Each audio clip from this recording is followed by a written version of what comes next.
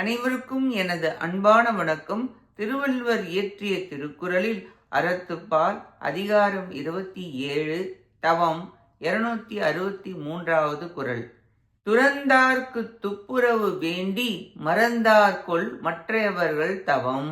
சிறந்த தவசிகளுக்கு உணவு அளித்து உதவுவதற்காக இல்லத்தார்கள் துறவு நெறியை தாம் மேற்கொள்ள மறந்தார் போலும். தவம் உயர்ந்த விஷயம், அரிய ஆற்றல்கள் கிடைத்துவிடும். அப்படி இருந்தும் ஏன் பலர் தவம் செய்யவில்லை? ஏனெனில் தவம் செய்பவரை பாதுகாக்க உணவு, உடை போன்ற தேவையானவற்றை தருவதால், தானத்தை செய்வதால், அவ்விருப்பத்தால் தவம் விட்டு விட்டனர் போலும். துறவிகள் துறப்பது மிக உயர்ந்தது, இல்லறத்தை விட துறவரம் மிக உயர்ந்தது, சிறந்தது என்கிறார். துப்புரவு என்பதற்கு அனுபவப்படுபவன என்பது பொருளாகும்.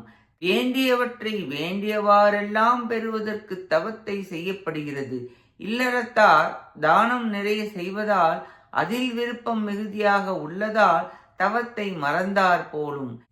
தானத்தை விட தவம் மிக உயர்ந்தது என்று விளக்குகிறார். இக்குறளாலும் தவத்தின் சிறப்பு கூறப்பட்டது. நன்றி, வணக்கம்.